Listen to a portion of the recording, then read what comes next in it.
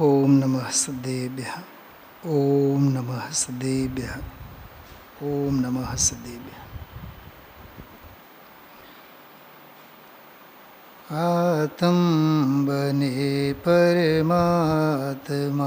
हो, शांति सारे देश में है। देश ना सर्वोदय महावीर के संदेश में, महावीर के संदेश में। येनात्मा बुद्ध्यतात्मैव परत्वेनैव चापरम् अक्षयानन्तबोधाय तस्मै सिद्धात्मने नमः। तस्मै सिद्धात्मने नमः।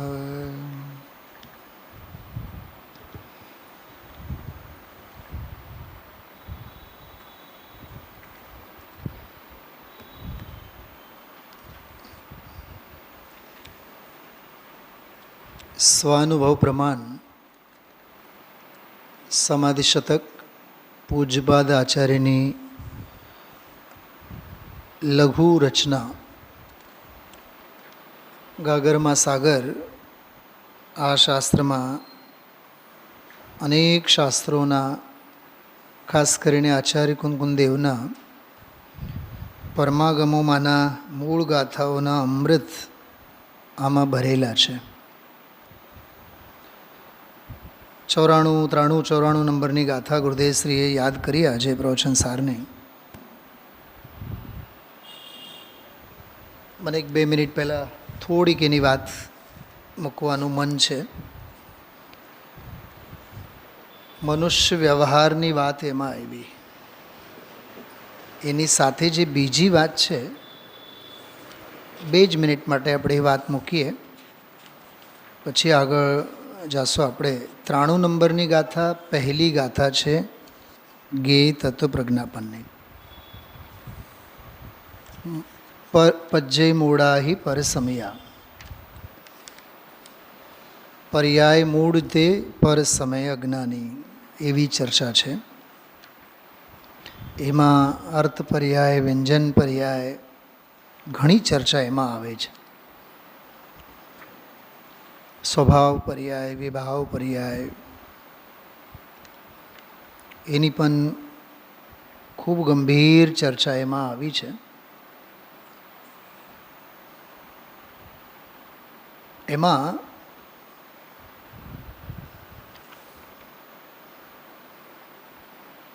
પર સમયની વ્યાખ્યા કરતા 93 નંબરની જ ગાથામાં પજ્જય મૂળાહી પર સમયા, એમાં પર સમયની ચર્ચા કરતા ટીકામાં છેલ્લે 2-3 લીટી બહુ માર્મિક આવે છે, સાંભળજો ધ્યાનથી। ખરેખર આ સર્વ પદાર્થોના દ્રવ્યગુણ પર્યાય સ્વભાવની પ્રકાશક પારમેશ્વરી વ્યવસ્થા, કેવો શબ્દ આપ્યો? પારમેશ્વરી વ્યવસ્થા, અર્થાત પરમેશ્વર તીર્થંકર અરંત ભગવંતોએ કહેલી વ્યવસ્થા ભલી, ઉત્તમ, પૂર્ણ, યોગ્ય છે। 4 શબ્દો આપ્યા। ભલી છે, ઉત્તમ છે, પૂર્ણ છે અને યોગ્ય છે। બીજી કોઈ નહીં, અસ્તિ નાસ્તિ। કારણ કે, હવે સાંભળજો, બહુ સરસ વાત છે। કારણ કે હવેનું જે વાક્ય છે ને એનો જ વિસ્તાર 94 નંબરની ગાથામાં છે। કારણ કે ઘણાય જીવો, ઘણાય જીવો કહેતા અનંતા જીવો, ચારેય ગતિઓના અનંતા જીવો। શું અવાજ આવે છે? બંધ કરો। ઘણાય જીવો પર્યાય માત્ર ને જ અવલંબીને, ચાલતો વિષય બહેરાત્મા વાળો, એની સાથે તાદાત્મ્ય કરવું આપણે. ઘણાય જીવો પર્યાય માત્રને જ, પર્યાય માત્રને એટલે પ્રાપ્ત પરિસ્થિતિને, ઉગડેલું જ્ઞાન હોય, ઉદયમાં આવેલા પાપ પુણ્યના ઉદય હોય, દેહની સ્થિતિ હોય, સંયોગોની વિચિત્રતા હોય, બરાબર, દ્રવ્ય કર્મ, ભાવ કર્મ, નો કર્મ, એ ત્રણેયની વિસદૃશતામાં જ, ત્રણેયના ચાકચિક્યમાં, ત્રણેયના જ વિસ્તારમાં પગ પસારો કરીને કરોળિયાના જાળમાં કરોળિયાની જેમ પડ્યો પાથર્યો રહ્યો, બરાબર, બહિરાત્મા. ઘણાય જીવો પર્યાય માત્રને જ અવલંબીને, અવલંબીને એટલે એમાં હોમાઈને, અવલંબીને એટલે એનું જ વલણ કરીને, અવલંબીને એટલે એના માટે જ અર્પિત બુદ્ધિવાળા. શું શબ્દ બોલ્યો? હા, અર્પિત બુદ્ધિ, સમર્પિત બુદ્ધિ, એમાં જ તત્વની અપ્રતિપત્તિ જેનું લક્ષણ છે, તત્વની અપ્રતિપત્તિ જેનું લક્ષણ છે, એવા મોહને પામતા થકા પર સમય થાય છે. સમાધિ શતકમાં એટલું જ કીધું, બહિરાત્મા શરીર આદિકમાં આત્મભ્રાંતિ કરે છે. આ પ્રવચન સારનો જ આ વિષય પર સમય વાળો, એ આ બહિરાત્માનો આખો લક્ષણ. આટલી વાત થઈ. હવે એના પછી 94 નંબરની ગાથાનો પણ એક બહુ માર્મિક પ્રકરણ હું તમને કહું, જે સ્વામીજીએ આજે યાદ કર્યા હતા, એના અનુસંધાનમાં જ વાંચું છું. બે વાત આવશે આમાં, બહુ ધ્યાનથી સાંભળજો. પર્સનલ નોટબુકમાં, ડાયરીમાં ટીકાનો આ અંશ લખી રાખવા જેવું છે, વાંચવા જેવું છે, વિચારવા જેવું છે.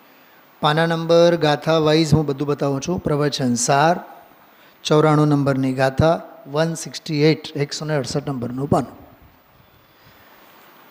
પર ગાથા પણ બોલું છું. પર્યાયમાં રત જીવ જે તે પર સમય નિર્દિષ્ટ છે. તો ઓલી ગાથામાં આવ્યું પર સમયની વ્યાખ્યા, હવે આ ગાથામાં એનો વિસ્તાર કરે છે. પર્યાયમાં રત જીવ જે તે પર સમય નિર્દિષ્ટ છે. પર સમય, હવે સ્વસમય, જો પર સમય એટલે બહિરાત્મા, સ્વસમય એટલે અંતરાત્મા. આત્મ સ્વભાવે સ્થિત જે સ્વક સમય જ્ઞાતવ્ય છે. એક શબ્દ રહી ગયો આમાં. આત્મ સ્વભાવે સ્થિત જે તે સ્વક સમય જ્ઞાતવ્ય છે. આત્મ સ્વભાવમાં સ્થિત, ધ્યાન આપજો શૈલાબેન, વંદનાબેન. આત્મ સ્વભાવની માત્ર દ્રષ્ટિભર કરનારા નહીં, આત્મ સ્વભાવની માત્ર રુચિભર કરનારા નહીં. સાંભળજો પૂરી વાત, એ નહીં વાત હું ફરીથી રિપીટ કરીશ. આત્માની રુચિ માત્ર કરનારા નહીં, આત્મ સ્વભાવે સ્થિત. છેલ્લો વાક્ય શું હતો આજે ગુરુદેવનું? વાંચો તો, મોટેથી વાંચો. ધર્માત્માને આત્મા સિવાય બાહ્ય ક્યાંય કોઈ વિષયોમાં સ્વપ્નમાંય હતું. મોટેથી વાંચો વંદનાબેન, હું રિપીટ કરું છું. સાવ છેલ્લો વાક્ય.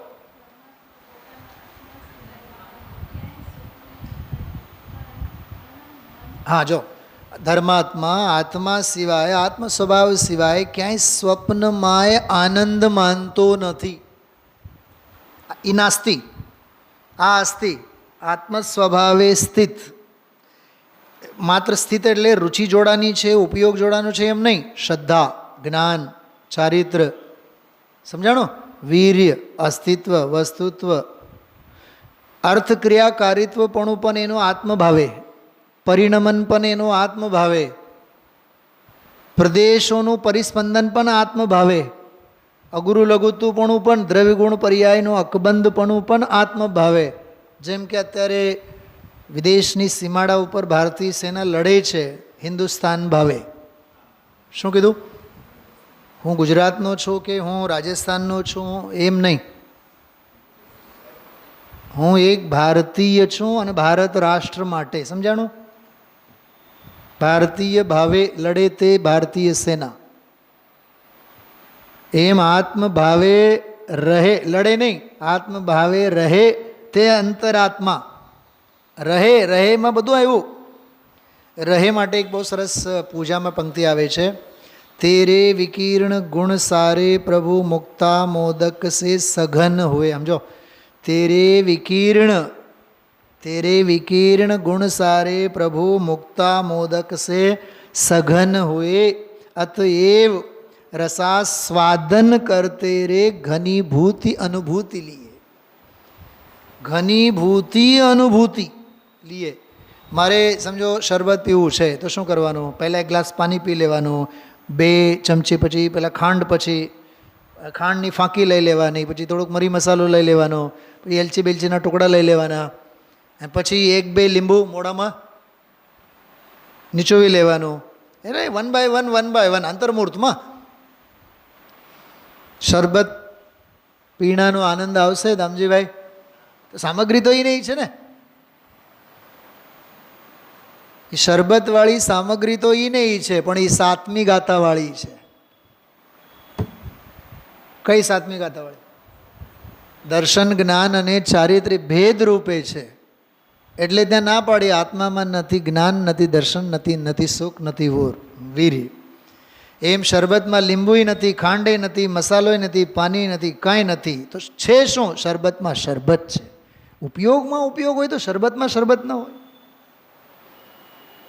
શરબતમાં બધું જ હોવા છતાં કશું જ નથી, અને કશું જ નહીં હોવા છતાં બધું જ.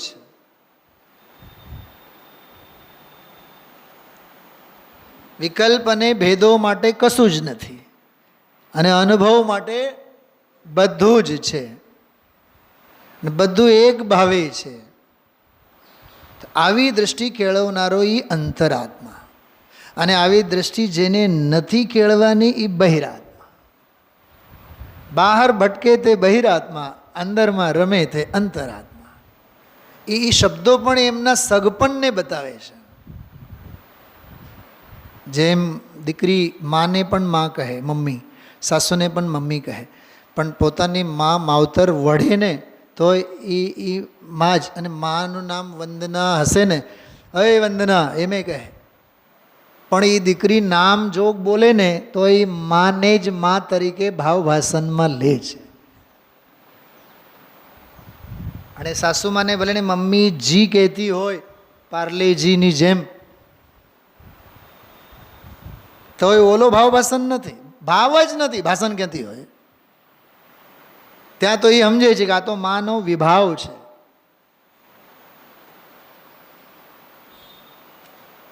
નીરવ માટે હશે, એ તું તારી બાયડી તું સમજ, એ મારા માટે વિભાવ છે. મમ્મા પણ કઈ ગાથામાં લખ્યું છે? 38મી ગાથામાં લખ્યું છે, કર્મોદય જન્ય જેટલા જે ઉદય ભાવ, ક્ષયોપશમ ભાવ, ક્ષાયિક ભાવ, કયું બાકી રહી ગયું? ઉદય, ક્ષય, ક્ષયોપશમ, ઔપશમ, ઉપશમ, ચારેય ભાવ કર્મોપાધિકૃત.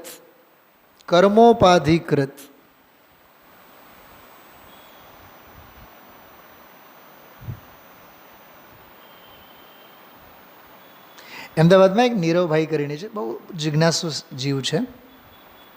ગુરુદેવશ્રીના 50થી 55મી ગાથાઓનો એક પેજનો 1-2 ફકરા સ્ક્રીનશોટ કરીને મને મોકલ્યો. મને કહે કે જીવસ્થાન, ગુણસ્થાન વગેરે આ ઉપાધિ, બાયડી, છોકરા વગેરે આ તો ઉપાધિ, પણ આ જીવસ્થાન, ગુણસ્થાન, માર્ગસ્થાન વગેરે બધી પણ ઉપાધિ.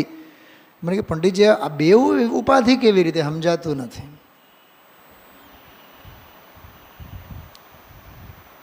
મને એને સમજાવવાનો મન થયો. પાંડવ કેટલા? એ કે 5. મેં કીધું ના 6. દુનિયા તો 5 જ માને છે. દુનિયા માનવાથી શું થાય? પાંડવ 5 નથી, પાંડવ 6 છે. પાંડવનો અર્થ શું? પાંડુના પુત્રો. તો પાંડુના પુત્રો કેટલા? 6. 6 કેમ? ઓલો કર્ણ જે હતો ને, કોનો પુત્ર હતો? પાંડવનો જ હતો ને. પણ લોક વ્યવહાર તો ના પાડે છે. કેમ ના પાડે છે? કેમ કે એ વિવાહ પૂર્વે ન હતો, એટલે અન્યાયનો હતો, એ ન્યાયનો નહોતો. એટલે જે અન્યાયનો હોય એ ઉપાધિકૃત હોય, ન્યાયનો હોય એ નિરુપાધિકૃત હોય. જીવસ્થાન, ગુણસ્થાન, માર્ગણા સ્થાન વગેરે લગ્ન પહેલાંના કુંતીના કર્ણ જેવા પુત્રની જેમ કર્મોપાધિકૃત, ઓલો કર્ણ, ઓ આ કર્મ, કર્મોપાધિકૃત ભાવ છે, એટલે ઉપાધિ છે. આપણે શિયાળામાં ઓલા ફોર્મ પહેરીને ડનલોપ જેવા આમ ફોર્મ, આવડા જાડા જાડા બધા નથી પહેરતા આપણે, બાઇક ઉપર બેસીએ એટલે આવડા ફોર્મ, આમ આમ ચાઇનીઝ પહેલવાન જેવા આપણે લાગીએ. તો ત્યારે તો સારું લાગે, અને સમજો કે મહિનાભરમાં એવો જ શરીર ફૂલાઈ જાય, કેટલું ગમે. કેમ? ઓલી ઓઢેલી જ ચાદર થતી. આ તો હકીકતનો રોગ છે.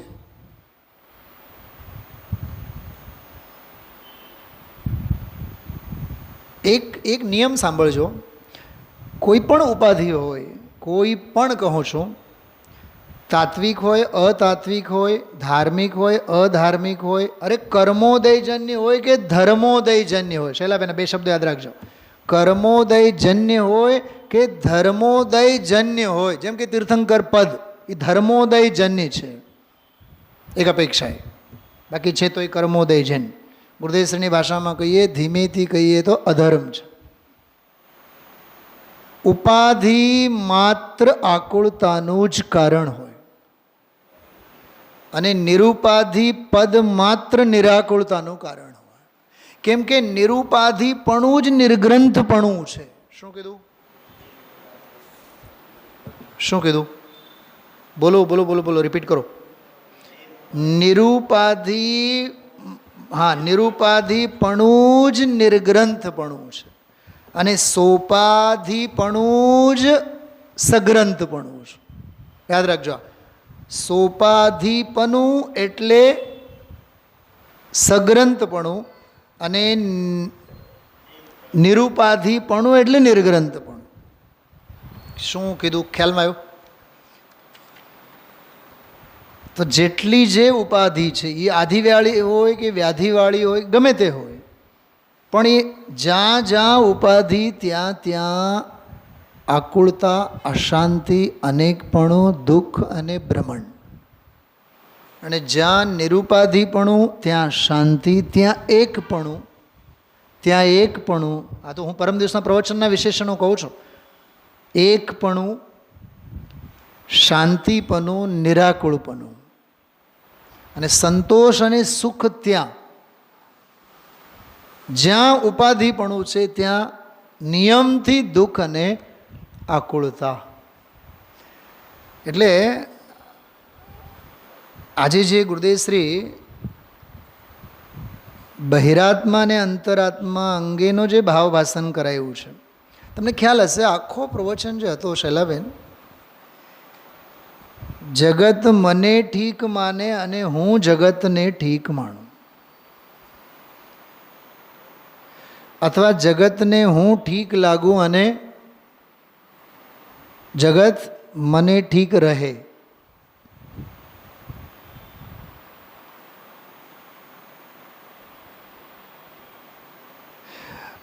એક શબ્દ આવે છે શાસ્ત્રોમાં, લોકેશના. લોકેશના, લોકેશના એટલે લૌકિક ચિંતાઓથી જ આ જીવ ગ્રસ્ત છે. જેમ કે આ કપડાં પહેર્યા આપણે, રાજુભાઈ, તો આપણને એ જ વિકલ્પ હોય કે આ જે મેં કપડાં પહેર્યા છે સામેવાળાને કેવું લાગશે. ઘરે કોઈ મહેમાન આવ્યા, એને આપણે રસોઈ બનાવીને પીરસીએ, આતિથ્ય સત્કાર કરીએ, પણ મનમાં એક પ્રસુપ્ત ભય હોય, જમવાનું અતિથિને ભાવશે કે નહીં. જ્યાં સુધી 2-3-4 વખત કહે નહીં, સરસ સમાધાન નથી થતું. જરાય સામેવાળાને અકળામણ ઉચાટ હોય તો એમ થાય કે હાય હાય હું મરી ગયો. એ મનુષ્ય વ્યવહાર. હજી આ 94 નંબરની ગાથાની વાત બાકી છે વંદનાબેન, જો હું કહું છું એમાં શબ્દ એવો આપેલો છે, આધું અધૂરું પણ લખી રાખજો, બહુ કામની વસ્તુ.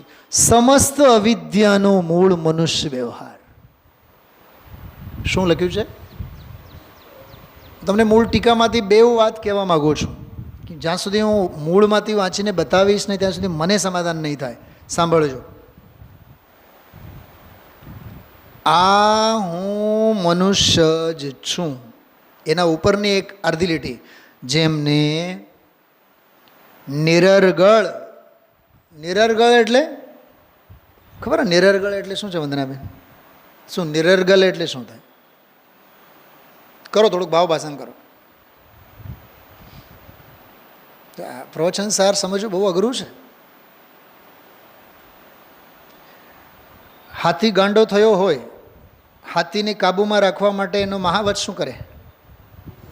નહીં, ત્રિશુલ તો મારે. હાથીને બાંધી રાખે કે નહીં? શેનાથી બાંધે? દોરીથી. હા, અને બેઉ પગને બાંધે ને, આગળના અને પાછળના બેઉ પગને દોડી ન શકે, ભાગી ન શકે, મોટા સાંકળથી બાંધે. સાંકળ એટલે અરગળા. સાંકળ એટલે અરગળા. અરે એ તો જવા દો. જૂના મકાનોમાં, જૂના ઘરોમાં જે હોય ને, વાડી ટાઈપના હોય, વંડી ટાઈપના હોય, એ લાકડાના જે હોય, તો બેઉ બાજુમાં મોટા મોટા કાણા કરીને આડું લાકડું મૂકવામાં આવતું. હા, શું કહેવાય એને? આગોળો. હા, ઈ આ અરગળા એટલે ઈ. પછી ઓલું આમ આડું લાકડું, પહેલાં જૂના ઘરોમાં તો એવું હોય, આમ આડું આવડું પણ હોય, આમ હોય, બરાબર. પછી ધીમે ધીમે વ્યવસ્થિત પણ આવ્યો. પછી ધીમેથી એ મોટું નીકળી ગયું. પછી બે બારણાની વચ્ચે જરીક, બરાબર, એ આગળીઓ કહેવાય. આગળ અરગળા કહેવાય. અરગળા એટલે લોઢાની સાંકળ. હવે નિરર્ગળ એટલે જેના પગમાં લોઢાની સાંકળ જ નથી. રખડતો રામ. હજી વાત સાંભળો. રખડતો રામ એટલે બહિરાત્મા, રમતો રામ એટલે અંતરાત્મા. શું કીધું? રખડતો રામ એટલે બહિરાત્મા અને રમતો રામ એટલે અંતરાત્મા. ઓલો હરામ, આ રામ. રખડતો રામ ખરેખર એ હરામ. રામ તો આજ જે રમતો રામ. કાલે પણ કીધું હતું ને, રમેશો રામ અંતરાત્મા, રખડેશો બહિરાત્મા. એમ ભવ ભ્રમણપણું જેનું હજી બાકી છે, બહિરાત્મા. બહાર ને બહારમાં જે ભમે તે. હા, તો નિરર્ગળ શબ્દ છે ને, નિરર્ગળ. તો હાથીને કાબૂમાં રાખવા માટે સાંકળ હોય. એમ મન પણ એક હાથી જેવો છે, જ્યાં ત્યાં જ્યાં ત્યાં જ્યાં ત્યાં ભમ્યા રાખે. બહિરાત્માના મનને તમે કાબૂમાં રાખીને બતાવો. બહિરાત્મા મિથ્યા દૃષ્ટિને ખાવાના શોખીન, પીવાના શોખીન, ભમવાના શોખીન, રખડવાના શોખીન,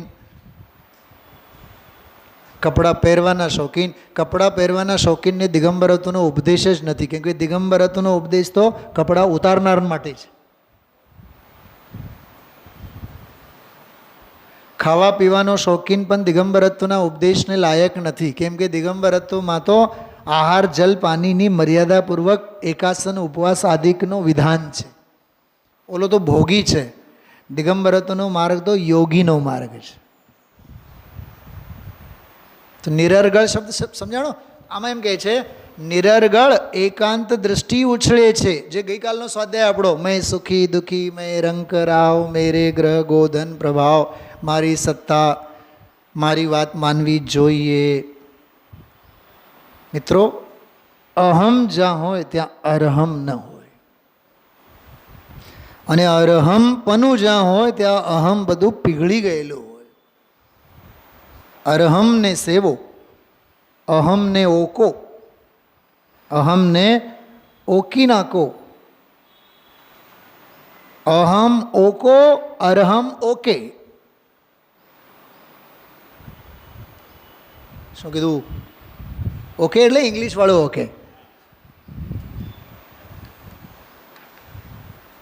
અરહમ, અહમ નહીં.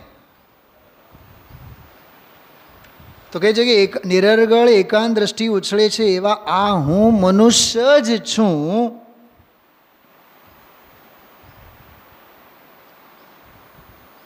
જો આવા ડૉક્ટરોને આ બધું બહુ એક્સપિરિયન્સ હોય, અનુભવ હોય.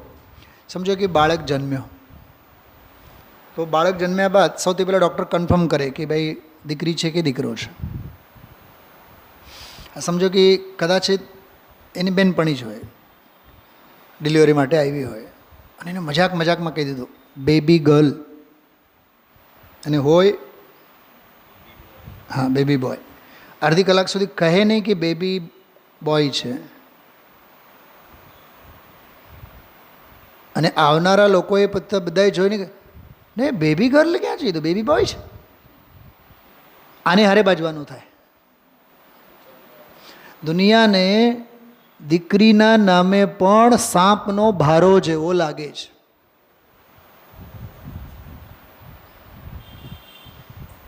જે એક દીકરો હોય, બે દીકરા હોય, આમ એની તો આમ ગરમી કહો અથવા અભિમાન કહો, એનો પાર ન મળે.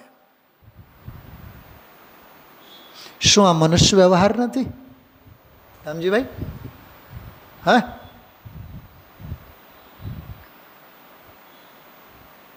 અને વળી પાછા એ 2 કે 3 સંતાનોમાં એક ઠેકાણા વગરનો હોય, ઠેકાણા વિનાના હોય, તો વળી પાછા એમ કહેવાનું એક દીકરી તો જોઈએ,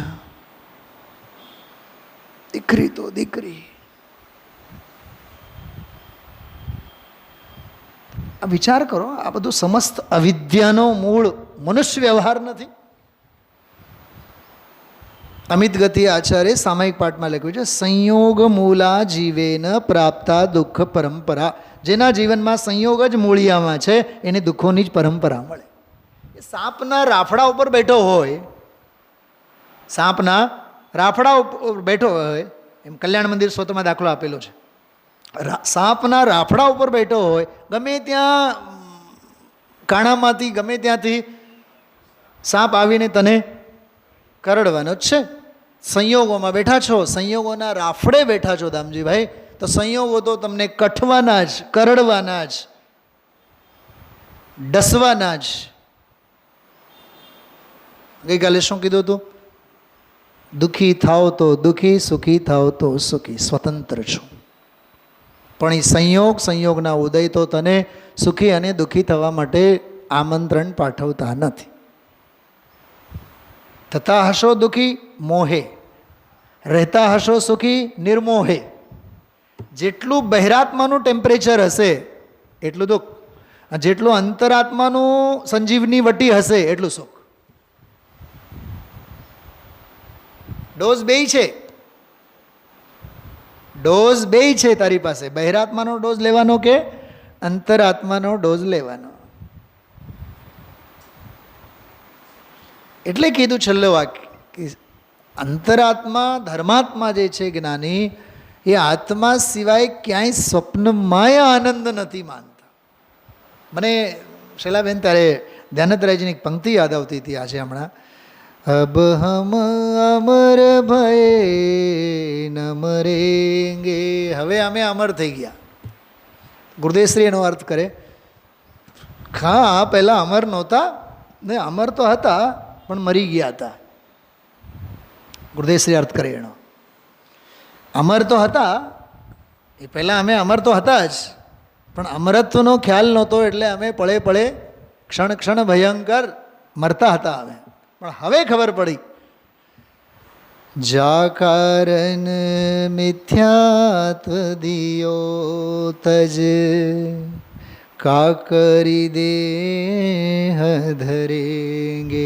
જા કારણ મિથ્યાત્વ, જેનું કારણ મિથ્યાત્વ છે તે દેહને જ અમે છોડી દીધા, એટલે હવે અમે તો અમર થયા.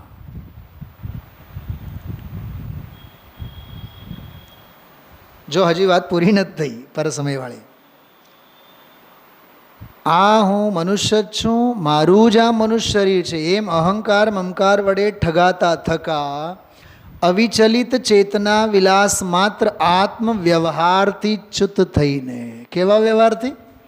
આત્મ વ્યવહારથી ચ્યુત થઈને, જેમાં સમસ્ત ક્રિયાકલાપને છાતી સરસો ભેટવામાં આવે.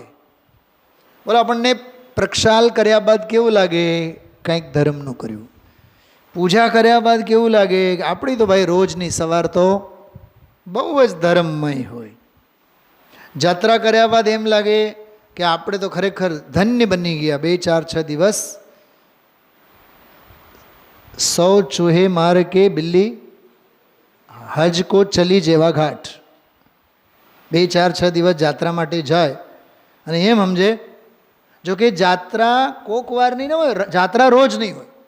શું કીધું? અરે આત્મતીર્થની યાત્રા તો રોજની હોય. જાત્રા કંઈ કોક વારની ન હોય.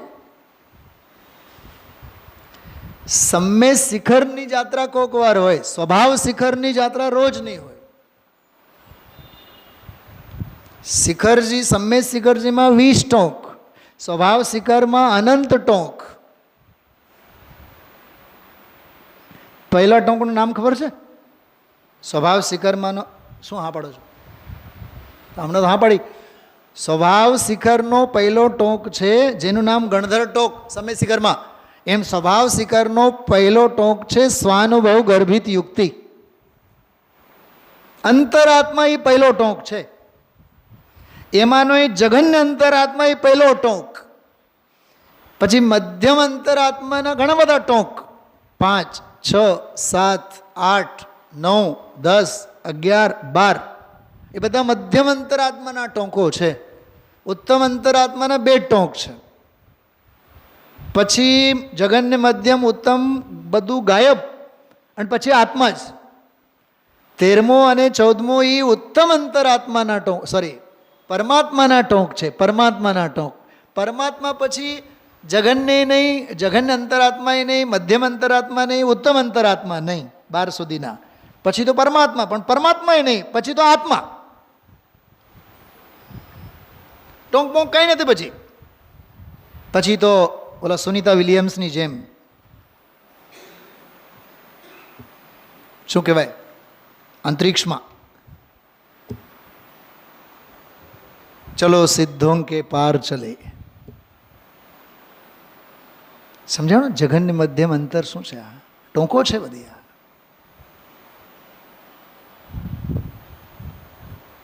જરીક અડ્યા જઘન્ય અંતરાત્મા, અડતા રહ્યા મધ્યમ અંતરાત્મા, અડીને ત્યાં ને ત્યાં પડ્યા પાત્રા રહ્યા પરમાત્મા.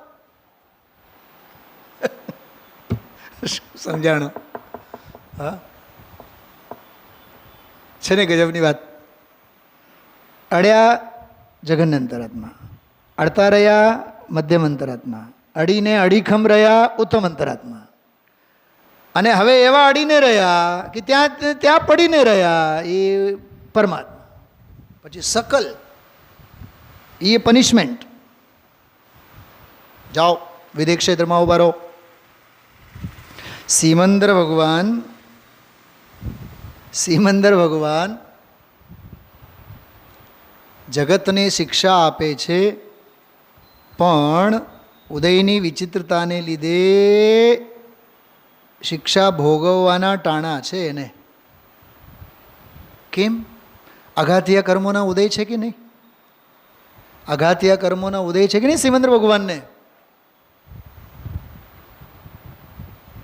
આત્મવ્યવહારથી ચ્યુત થઈને જેમાં સમસ્ત ક્રિયાકલાપને છાતી સરસો ભેટવામાં આવે એવા મનુષ્ય વ્યવહારનો આશ્રય કરીને રાગી અને દ્વેષી થયા થકા પરદ્રવ્યરૂપ કર્મ સાથે સંગતપણાને લીધે ખરેખર પર સમય થાય છે, અર્થાત પર સમય રૂપે પરિણમે છે. અભૈરાત્મા. અચ્છા, આ જે મેં અંશ વાંચીને બતાવ્યું ને, એમાં એક બહુ સરસ પ્રકરણ છે. એના પહેલાં એક વાક્ય છે, આત્મ સ્વભાવની સંભાવના કરવાને નપુંસક હોવાથી.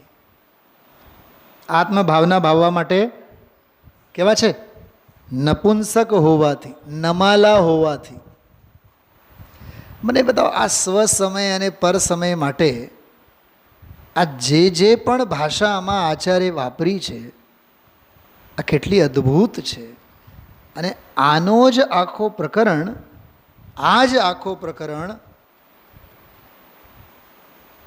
સમાધિ શતકના આ પ્રકરણમાં આપણે હમણાં વાંચીએ છીએ, બહિરાત્મા અને અંતરાત્મા.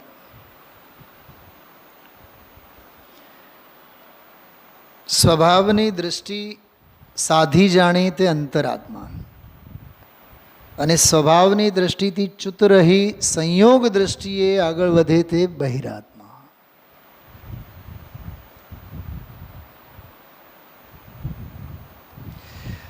શૈલાબેન, એક પ્રશ્ન પૂછો. દુઃખી કોણ? પરમાત્મા, અંતરાત્મા કે બહિરાત્મા?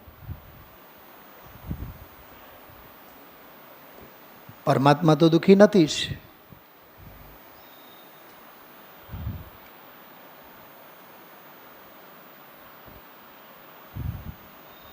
પણ આવ્યા બાદ સુખી તો નથી જ.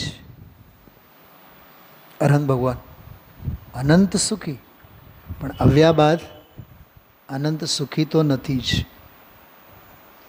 બહિરાત્મા નિયમથી મહાદુખી, સર્વથા દુઃખી. અંતરાત્મા,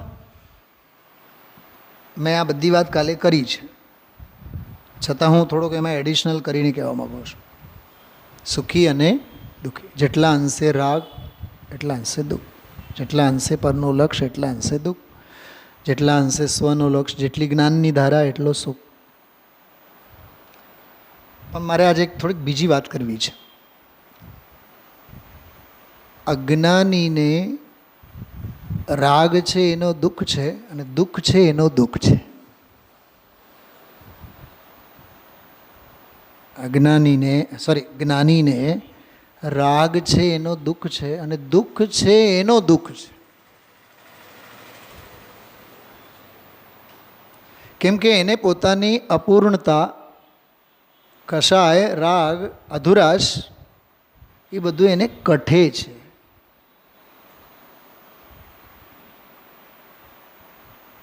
જેટલી એની સ્વભાવની દૃષ્ટિ છે, જો દૃષ્ટિમાં તો પૂર્ણ સુખી છે, દૃષ્ટિમાં પૂર્ણ સુખી, દૃષ્ટિનો વિષય પૂર્ણ સુખમય, પણ એના પરિણમનમાં સુખ, પૂર્ણ સુખ ભાવે એ વર્તતો નથી. કેમ કે અધુરાશ અને અપૂર્ણતા અને પરલક્ષ જેટલો છે દુઃખ છે, સાચું કહું, એટલું એનું બહિરાત્મપણું છે. કોનું? અંતરાત્માનું એ બહિરાત્મપણું છે. અને દૃષ્ટિમાં જેટલું એનું પરિપૂર્ણ સ્વભાવ તરવરતું હોય એટલું એનું એ પરમાત્મપણું છે. અને અંદરમાં વર્તતી પરમાત્મા દૃષ્ટિએ એવો આનંદમાં હોય છે, એ એનું અંતરાત્મપણું છે. અને અપૂર્ણતા જેટલું વર્તતું હોય છે એ એનું જ્ઞાન વર્તતું હોય, એટલા અંશે એને હજી પુરુષાર્થને ઉપાડવાની નિરાકુળ આકુળતા હોય, પણ ઈચ્છે એનું બહિરાત્મપણું.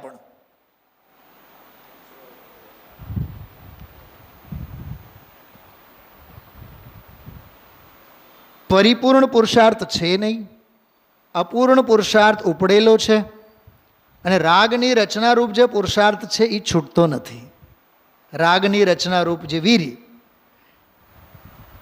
એ છૂટી જાય એના માટેનો પુરુષાર્થ ચાલુ છે. અને પરિણમનમાં જે અધૂરું અને અપૂર્ણ પુરુષાર્થ વર્તે છે એને પૂર્ણ કરવા માટે મથે છે. અને પૂર્ણ પુરુષાર્થ માટે તો એ મંથન કરે જ છે. અને દૃષ્ટિમાં તો છે હું તો સાક્ષાત પુરુષાર્થની મૂર્તિ છું. શૈલાબેન પકડજો એક વાત, અંતરાત્મા છે, પણ અંતરાત્માની દૃષ્ટિ અંતરાત્મા ઉપર નથી, આત્મા ઉપર છે. અંતરાત્મા છે, પણ અંતરાત્માની દૃષ્ટિ અંતરાત્મપના પર નથી. કેમ કે અંતરાત્મપના તો સાધક દશા છે, અંતરાત્માની દૃષ્ટિ તો આત્મા ઉપર છે.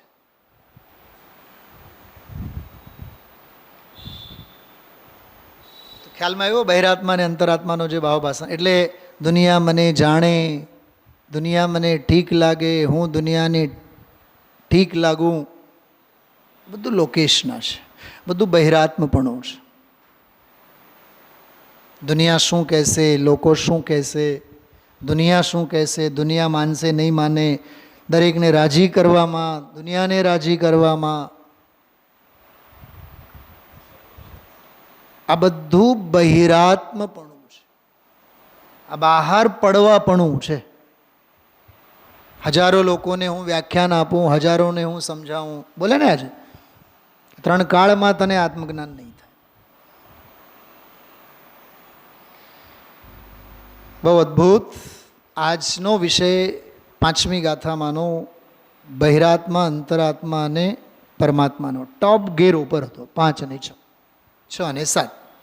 આગળની જે ગાથાઓ, નિર્મલ કેવલ શુદ્ધો વિવિક્ત પ્રભુરવ્યય પરમેષ્ઠી પરમાત્મેતિ પરમાત્મેશ્વરો જિન.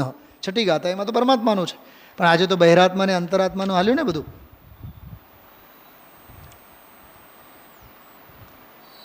અનાત્મ દ્રષ્ટિવાળો બહિરાત્મા, આત્મદ્રષ્ટિવાળો અંતરાત્મા. ચલો હવે આજનો આ સ્વાધ્યાય પૂરું કરીએ, પછી ક્રમમાં જે આગળ આવે છે આપ સૌ ખૂબ રૂબરૂ અહીંયા આનંદ લેજો. બરાબર? સાનુકૂળતા મુજબ કદાચ 14 કે 15મી તારીખ પછી સવારનો સ્વાધ્યાય, સવારનો જ હું કોશિશ કરીશ, અનુકૂળતા હશે તો સવારનો જ સ્વાધ્યાય. એક નાનકડી ભક્તિ આપણે લેશું, બધાએ સાથે ગાજો. अब गतियों में नाही रुलेंगे निजानंद पान करेंगे. अब गतियों में नाही रुलेंगे निजानंद पान करेंगे.